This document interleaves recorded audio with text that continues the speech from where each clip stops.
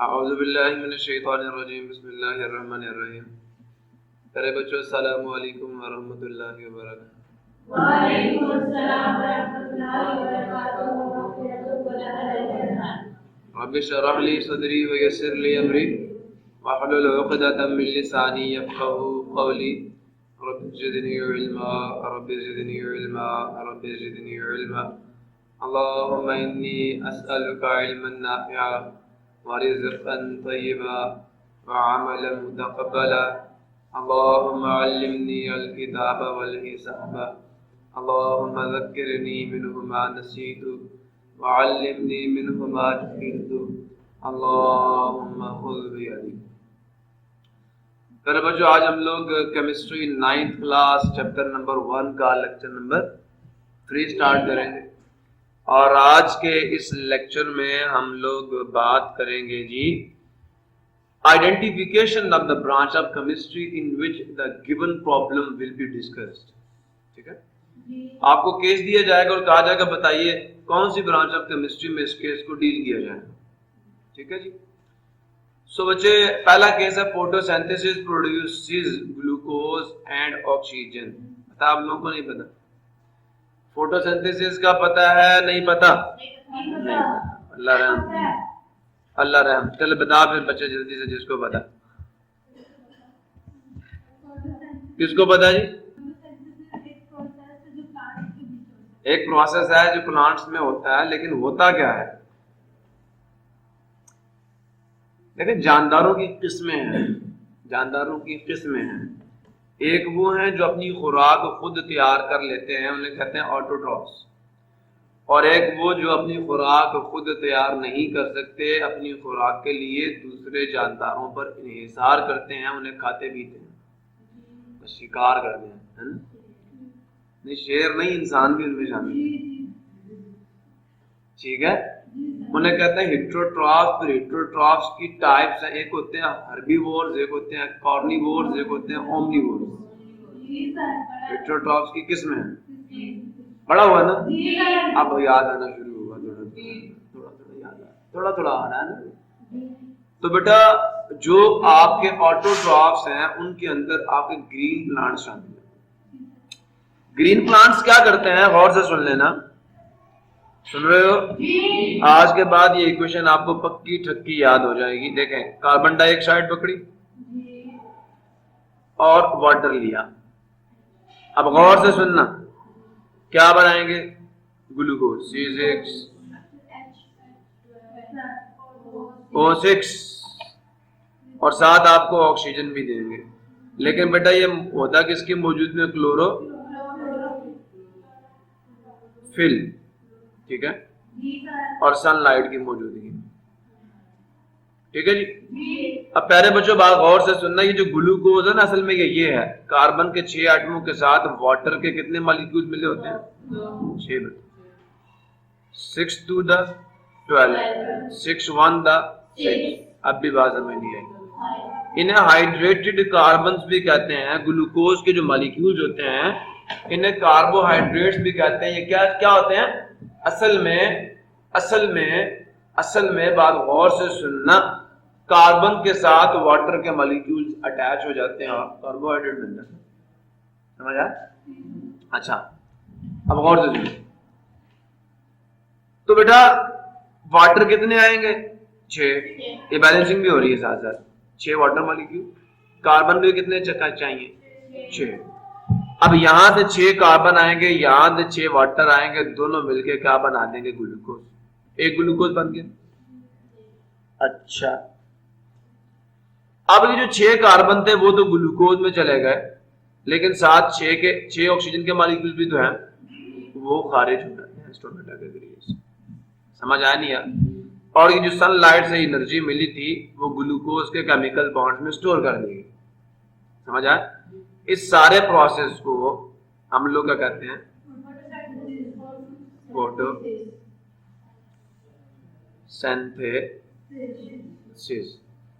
Photosynthesis क्या कहते हैं? रोशनी में बनाना। फोटो कहते हैं लाइट को, सिंथेसिस कहते हैं बनाना। क्या बनाना? फूड बनाना। अम्मी आग की मौजूदगी में फूड बनाती है, खाना पकाती है ना। ठीक है, वो फायर सिंथेसिस जिससे आप कुकिंग कह रहे हैं, ये फोटोसिंथेसिस, रोशनी की मौजूदगी में कुछ सिंथेसाइज करना जो कि हमारे लिए बड़ा वाइटल है, दैट इज द ग्लूकोज, और ये हमारा फ्यूल है, ये हमारा फ्यूल है। पौधे ग्लूकोज बनाते हैं, हम उसी ग्लूकोज सांस लेते हैं तो ऑक्सीजन हमारे जिस्म में जाती है, और ग्लूकोज हम रोटी के तरीके से खाते हैं, वापस यही बना देते हैं, कार्बन डाइऑक्साइड और वाटर, और साथ बेटे क्या पैदा होती है, हीट पैदा होती है। क्या होता है, हम क्या करते हैं, ग्लूकोज C6H12O6 इसके साथ मिलाते हैं ऑक्सीजन को अपने माइटोकॉन्ड्रिया में, तो वहां पे क्या होता है, कार्बन डाइऑक्साइड बनती है और वाटर बनता है, 6 water molecule, 6 carbon dioxide, 6 oxygen मिलती है, और साथ हमें क्या मिलती है, हीट या एनर्जी।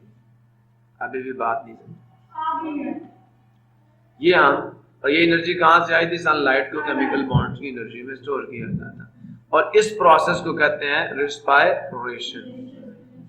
क्या कहते हैं, रिस्पायरेशन। पौधे क्या करते हैं, फोटोसिंथेसिस करते हैं, ग्लूकोज बनाते हैं, हम ग्लूकोज को तोड़ के एनर्जी ले लेते हैं, तो जो आपके पौधे हैं वो फोटोसिंथेसिस करते हैं, और जो हम है वो रिस्पायरेशन करते हैं। पौधे एनर्जी स्टोर करते हैं, हम एनर्जी यूटिलाइज करते हैं, समझ आ गया। तो फोटोसिंथेसिस और रेस्पिरेशन दोनों एक दूसरे के रिवर्स प्रोसेस, क्लियर हो गया। अब मुझे ये बताओ, फोटोसिंथेसिस किस में होता है, जानदार में, बेजान में? बताएं, बायोकेमिस्ट्री में होगा, ऑर्गेनिक केमिस्ट्री में होगा, किस में होगा? बायोकेमिस्ट्री में। ना बड़े लायक हो गए हम लोग। तो photosynthesis produces glucose and oxygen from the carbon dioxide and water, यही definition. The process in which glucose is produced, glucose and oxygen is produced, यही हुआ था, from the carbon dioxide and water in the presence of chlorophyll and sunlight is called photosynthesis. Clear हो गया। अब ये कहां पढ़ा जाएगा, solution biochemistry, since photosynthesis is chemical reaction that occurs in the plant that are the living organisms। जवाब मिल गया। Plantation का मतलब जी शजरकारी, उर्दू में शजरकारी का नाम सुना हुआ ना, नहीं सुना? 14 अगस्त को लोग पौधे लगा रहे थे, सारी सियासी पार्टियां पौधे लगा रही थी ना, नंबर डाल रहे थे। तो प्लांटेशन क्या, शजरकारी, हेल्प्स, मदद करती है इन ओवरकमिंग, क्या करने में, ओवरकम, क्या होता है ओवरकम करना, ज्यादातर नहीं, आवाज वीक इन इंग्लिश, आवाज मेरा मतलब थे दर्द, मैं इंग्लिश में कमजोर था। आई ओवरकम दिस प्रॉब्लम, क्या मतलब है, मैंने छुटकारा पा लिया, मैंने हल कर लिया, मैंने कब पा लिया, दिस डिफिकल्टी, इस मुश्किल पर, दिस प्रॉब्लम, इस मसले पर, कैसे, बाय प्रैक्टिस, बाय किससे, मशक से। बच्चों गौर से सुन लो, plantation helps in overcoming greenhouse effect. पहली बात तो ये बताओ, ग्रीन हाउस इफेक्ट होता क्या है,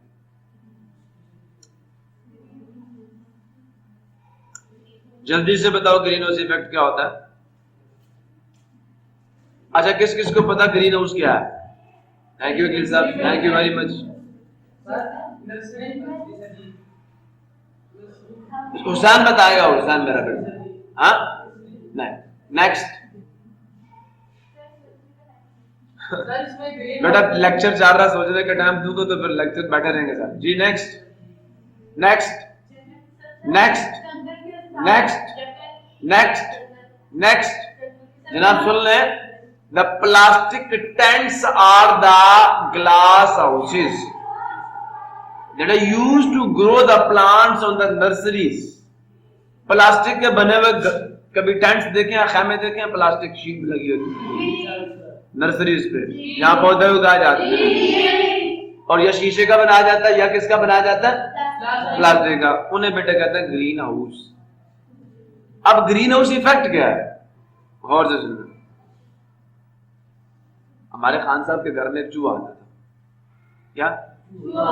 खान साहब ने एक ट्रैप बनाया, आजकल वो एक पिंजरा सा मिलता है चूहा पकड़ने वाला, जी। वो उसके अंदर एक चीज रखते हैं, जैसे चूहा उसके दरवाजे पे चढ़ता है ना, उसका दरवाजा नीचे हो जाता है, ऐसा ही है। जी। जैसे दरवाजा नीचे होता है, चूहा आ गया, दरवाजा पीछे से बंद हो जाता है, चूहा कैद हो गया बेचारा।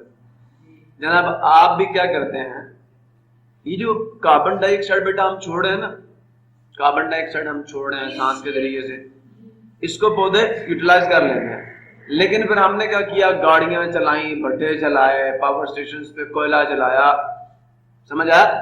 पौधे सालाना एक साल में 15 बिलियन टन कार्बन डाइऑक्साइड जमीन की फिजा से खत्म कर देते हैं।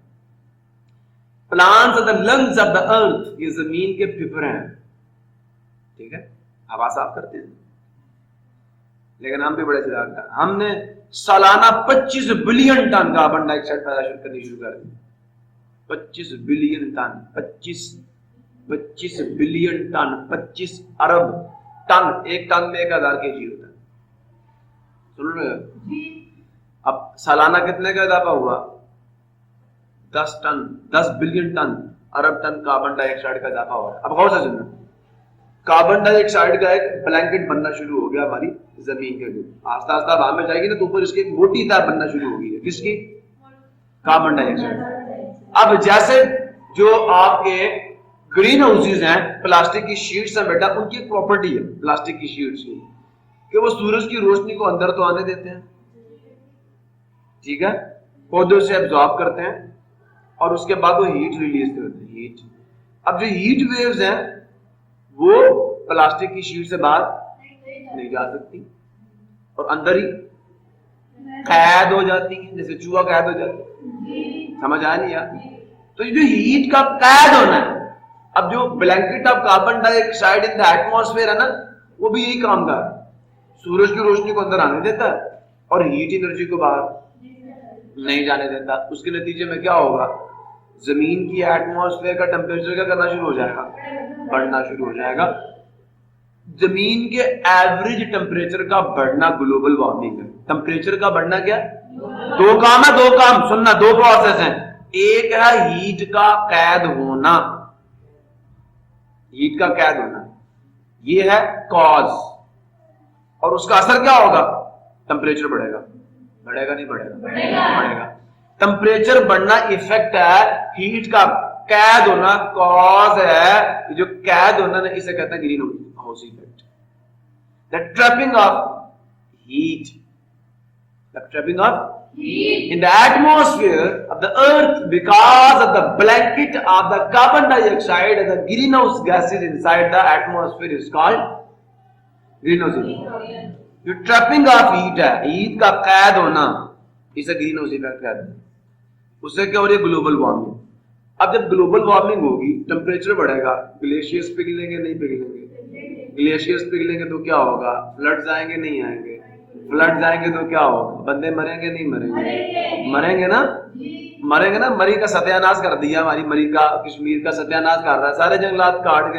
अल्लाह फिर क्या करते, 10 सलाह देते, सही कहा, जाओ सारी बिल्डिंग तबाह कर दो। इन्होंने नेचर को तबाह किया, फिर सारे पैसे लगे लगाए, फ्लड आता ना, नाला लगी इधर चढ़ा था नहीं चढ़ा था, मुल्तान तक सैलाब गया पिछले दौर में आता था। तो क्या है, ग्लोबल वार्मिंग के इफेक्ट्स। तुम जंगलात नहीं उगाओगे तो फिर अल्लाह कैसे उगाएगा सैलाब ला, समझे नहीं समझे। तो बेटा जी ग्रीन हाउस इफेक्ट जो है ये एक इन्वायरमेंटल प्रॉब्लम है, नहीं कौन सी केमिस्ट्री में डिस्कस किया जाएगा। अब मैंने इतनी डिस्कशन कर दी ना ग्रीन हाउस इफेक्ट पे कि मैं फिजिक्स में नहीं करूंगा, वहां आपसे पूछूंगा, समझ आ गया। नेक्स्ट, तो ये बेटा देख लें, it is discussed in the environmental chemistry से greenhouse effect is the environmental problem. Clear हो गया। अच्छा जनाब, उसके बाद है जी Haber's process convert the large quantity of hydrogen and nitrogen, nitrogen और हाइड्रोजन को मिला के बड़े पैमाने पर।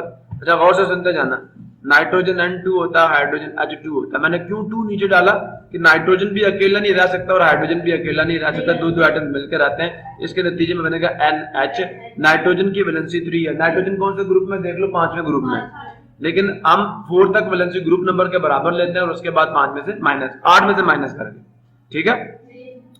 और हाइड्रोजन की वैलेंसी कितनी है 1 है, 3 यहाँ पे 1 हम नहीं डालेंगे, NH3 बना।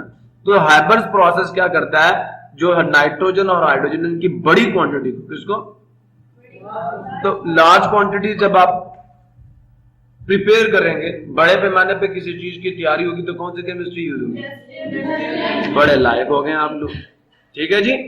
Industrial chemistry is the large scale production of any substance is the subject of the industrial chemistry. Clear हो गया। अच्छा प्यारे बच्चों, ammonia is colourless. Ammonia organic compound है या इनऑर्गेनिक कंपाउंड है? अच्छा, प्रॉपर्टीज आ रही ना, colourless gas with pungent irritating order, with pungent irritating, इसकी जो बू होती है वो चुभने वाली होती है। पंजेंट का मतलब तेज चुभने वाली बू, तेज। कभी कोई चीज आपने सूंघी हो और आपके नाक में चुभती हो, कोई ऐसी चीज देखी है कभी? नहीं, तेज प्याज भी चुभता नहीं है इतना, चुभने वाली बू, तेज और चुभने वाली बू।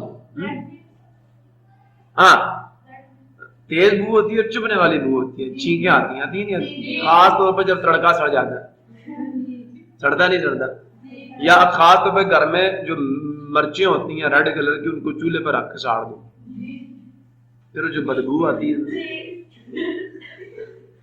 That is the pungent irritating order. आगे चलें। It is highly soluble in water. तो बेटा ये कंपाउंड और उसकी सारी प्रॉपर्टीज यहाँ पे डिस्कस की जा रही हैं। हाईली सॉल्युबल, हाईली का मतलब बहुत ज्यादा, सॉल्युबल डिसॉल्व हो जाती है, हल हो जाती है इन वाटर, पानी में। आप लोग वर्ड मीनिंग पे गौर नहीं करते बेटा, आप इफेक्टिव स्टूडेंट्स नहीं बन सकते, आपकी लर्निंग इफेक्टिव नहीं है। तो ये कहाँ पे होगी? इनऑर्गेनिक केमिस्ट्री में। If you don't have faith in vital inorganic chemistry since it deals with the properties of inorganic compounds. Okay, so now जी आपका फिफ्थ आ गया, chemist performed an experiment to check the percentage purity. किसमें बात की थी? Percentage composition की किसमें बात की थी? तो यही है, a chemist performed an experiment to check the percentage purity. उसने खालसियत, ठीक है, फीसद खालसियत को चेक करने की कोशिश की कि कितना खालिश ग्लूकोज है। आप सैंपल ऑफ ग्लूकोज 6 तो बेटा ये एनालिटिकल केमिस्ट्री का सब्जेक्ट है। It is analytical chemistry because, समझाया, since it deals with the analysis of compound whether organic और इनऑर्गेनिक। ओके, एन एनालिस्ट, और की बात है फिर, एन एनालिस्ट डिटरमाइंस, एक एनालिटिकल केमिस्ट ने पता किया कि NO2 is responsible for acid rain. जो नाइट्रोजन डाइऑक्साइड है ये जिम्मेदार है किसका? तेजाबी बारिश का। तेजाबी बारिश क्या होती है? बारिश में तेजाब होगा भाई, यही है। ये नाइट्रोजन डाइऑक्साइड जो है ये नीचे लिखा हुआ। अच्छा बच्चे, हवा में ऑक्सीजन है नहीं है? बोलते नहीं हो। ऑक्सीजन और बुखारात भी हैं, ये दोनों NO2 से मिलकर नाइट्रिक एसिड बनाते हैं। क्या बनाते हैं? ये नाइट्रिक एसिड बहुत ही तेज किस्म का तेजाब है, जब ये बरसता है तो सर के बाल भी उतार देता है। तो कुछ इलाकों में दुनिया के ना एसिड रेन भी हुई है, जिसे जंगलात तबाह हो। सुन रहे, सुन रहे? तो ये बेटा एसिड रेन। तो अब ये क्या है? इन्वायरमेंटल केमिस्ट्री में जाएगा। क्लोरोफ्लोरोकार्बन, CFCs, ठीक है, compounds are responsible for the depletion of ozone. ये वजह है, ये जिम्मेदार है किसके? डिप्लीशन का मतलब होता है खात्मा। ओजोन, अच्छा मजे की बात यह है, ओजोन ऑक्सीजन की एक एलोट्रोपिक फॉर्म है। वैसे ऑक्सीजन को हम O2 से शो करते हैं, लेकिन ओजोन को O3 से शो करते हैं। जैसे कैसी होती है? ऐसी होती है। ऑक्सीजन कितने बॉन्ड बनाती है? 2 बॉन्ड, 1 2 3, एक इधर बनाया, एक इधर बनाया, एक इधर, इसने भी 2 बनाए, इसने भी 2 बनाए, इसने भी 2 बनाए। दिस इज O3, ठीक है। अब ये तकरीबन जमीन से 28 किलोमीटर की बुलंदी पे इसकी एक तह है, किसकी? ओजोन की। ये आपके लिए एक फिल्टर का काम करती है, छलनी का काम करती है। सूरज से आने वाली तमाम की तमाम रोशनियां आपके फायदे की नहीं। सूरज से कुछ रेडिएशन ऐसी भी आती हैं जो आपको साड़ के रख देती। अल्लाह ताला ओजोन के जरिए से उनको हवा में खत्म कर देता है। ओजोन अल्ट्रावायलेट रेडिएशन को अपने अंदर क्या कर लेती है और सिर्फ विजिबल लाइट को जमीन तक आने देती है, जिससे आपको स्किन कैंसर नहीं होता, पौधे नहीं सड़ते, आपकी लाइफ सस्टेन। क्लियर हो गया? कहाँ वॉइस यूज, देखो ना, एक इल्जाम लगाने से बात नहीं आती। अच्छा आगे चलते हैं, चलो बेटा वॉइस भी यूज करते हैं, गर्ल्स भी, तो सारों को रुकना चाहिए। I was joking. So now 8वां मेरा बच्चा, अल्फा पार्टिकल कहां से निकलता है, कुछ याद है? न्यूक्लियस से। मैंने बताया था ना, न्यूक्लियस से अल्फा भी निकलता है, बीटा भी निकलता है, गामा भी निकलता है। तो अल्फा पार्टिकल्स He++, याद आया? अल्फा ये असल में हीलियम का न्यूक्लियस है। When bombarded on नाइट्रोजन, जब आप इसको नाइट्रोजन के ऊपर मारोगे, ये प्रोटॉन इज इमिटेड, तो वो क्या करता है, एक प्रोटॉन को छोड़ता है। क्या करता है? क्या कहना है? इधर देख, मैं आपको बताता हूँ।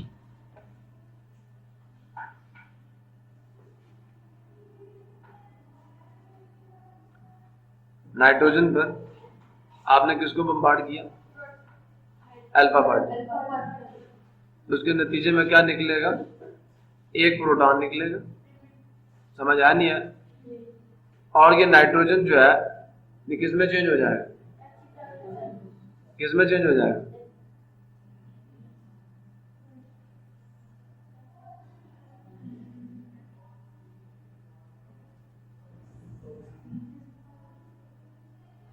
एक ऐसा रिएक्शन है जिसकी डिटेल्स में आपको बाद में बताऊंगा। न्यूक्लियस है ना, तो ये इसके न्यूक्लियस पे जाके लगता है और उसके साथ जम होकर फिर एक प्रोटॉन छोड़ देता है और खुद किसमें चेंज होता है? ऑक्सीजन में। देखो ना, नाइट्रोजन में कितने प्रोटॉन होते हैं? एक मिनट बेटा, लेकिन नहीं, 7 प्रोटॉन होते हैं ना पहले, और इसमें ये ऐसा एसिड में 13 टोटल, इसमें न्यूट्रॉन 6 होते हैं। ठीक है, जब आप हीलियम मारते हैं तो हीलियम का एटॉमिक नंबर 2 है और मास नंबर क्या 4। जैसे हीलियम जाकर टकराएगा, सुन रहे हो नहीं सुन रहे, तो 2 में से एक प्रोटॉन क्या हो जाएगा? निकल जाएगा, तो 7 और 1 8 हो जाएंगे। समझ आया नहीं यार? क्लियर हुआ नहीं हुआ? अच्छा, और ये 13 और उसके बाद एक चला गया ना, तो ये तकरीबन अप्रोक्सीमेटली 16। समझ आया या नहीं आया? Any confusion? तो 13 + 3 कितना आ जाएगा? 6। तो इसमें कन्वर्ट हो, न्यूक्लियर रिएक्शन नहीं, इसमें एटम की आइडेंटिटी चेंज होगी। तो it is the subject of nuclear chemistry. Clear हुआ? न्यूक्लियर केमिस्ट्री से nuclear charge can change, nuclear change proton emit कर सकता है, केमिकल चेंज में प्रोटॉन इमिटेड नहीं होता, इलेक्ट्रॉन इमिटेड। तो ये बेटा अब सेल्फ असेसमेंट एक्सरसाइज है आपकी। तो ये आपका काम है, hairs contain special class of proteins called keratin, तो which are present in nails and wool. समझ आया? अब बालों में कौन सी प्रोटीन है? Keratin. Hairs contain special kind of protein called keratin. अब ये कहां पे डिस्कस होगा ये आपने मुझे बताना है, थोड़ा सा सोचना। एसिटाइलिन ये हाइड्रोकार्बन है, C2H2 हाइड्रोकार्बन है ना, नहीं समझे? तो मैंने आपको जो ऑर्गेनिक केमिस्ट्री की 2 डेफिनेशन दी थी, the study of hydrocarbons and their derivatives is called organic chemistry. तो याद है? तो फिर ये क्या है? ये किस में डिस्कस होगा? हाँ, carbon carbon triple bond, hydrocarbons are the compound of carbon and hydrogen. तो ये बेटा ऑर्गेनिक, मैं क्यों बता रहा हूं? White lead is a pigment, ये व्हाइट लेड क्या? पुलम्बम ऑक्साइड PbO2, ठीक है, इज अ पिगमेंट। पिगमेंट का मतलब क्या होता है बेटा? रंग, रंग, ठीक है, रंगदार मादा। यूज्ड बाय आर्टिस्ट, जिसको आर्टिस्ट यूज करते हैं, फनकार यूज करते हैं, ठीक है, फॉर सेंचुरीज, साल सदियों से। द मेटल पुलम्बम जो लेड है इसके अंदर, ठीक है, in the compound is extracted from its ore, हम इसे इसकी ओर से हासिल करते हैं। ये ओर जो होती है ना, ओर देखो, जमीन से आप लोहा निकालते हो तो वो लोहा अपनी प्योरीफाइड फॉर्म में नहीं होता, वो इम्प्योरीफाइड फॉर्म में होता है। तो the impure form of a metal that is obtained from the earth is called the ore, हम उसे कच धात कहते हैं, ठीक है, गैलिना, इससे आपको लेड मिलता है। तो ये जो पिगमेंट है PbO, व्हाइट लेड, समझ आया नहीं यार? अब मुझे ये बताएं, अब PbO एक ऑर्गेनिक कंपाउंड है या इनऑर्गेनिक कंपाउंड है? और पिगमेंट तैयार हो रहा है कौन सी केमिस्ट्री में डिस्कस? इंडस्ट्रियल है, इनऑर्गेनिक है? मुझे नहीं, ऑर्गेनिक है, इंडस्ट्रियल केमिस्ट्री है या क्यों है इंडस्ट्रियल? बताएं। लेड की तैयारी की बात हो रही है, Pb is extracted from its ore. तो ये मेटलर्जी एक इंडस्ट्रियल प्रोसेस है, समझ आया? नहीं आया? Sulphuric acid is weaker then hydrochloric acid. H2SO4 जो है इसकी पावर हाइड्रोक्लोरिक एसिड से क्या होती है? कम होती है। तो ये कौन बताएगा आपको?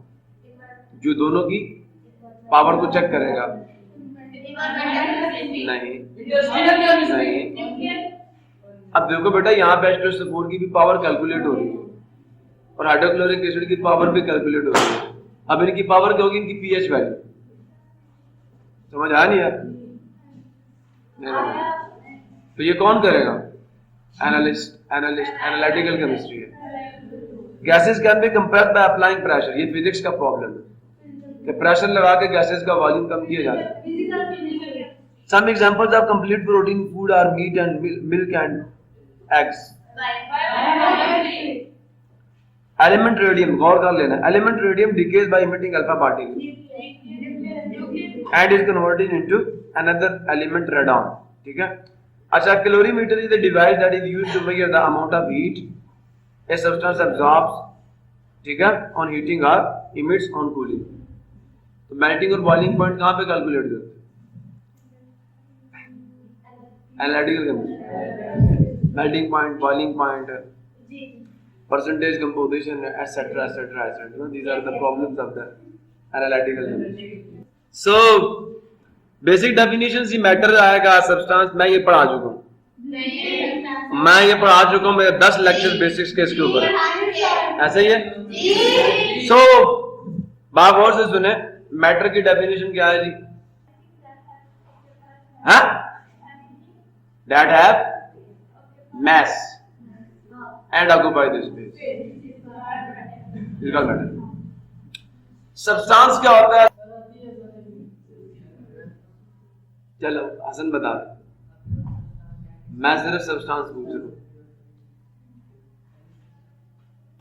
जी। हाजी साहब,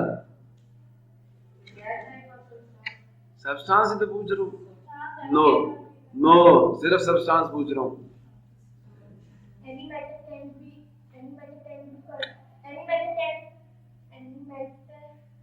next, any type of matter.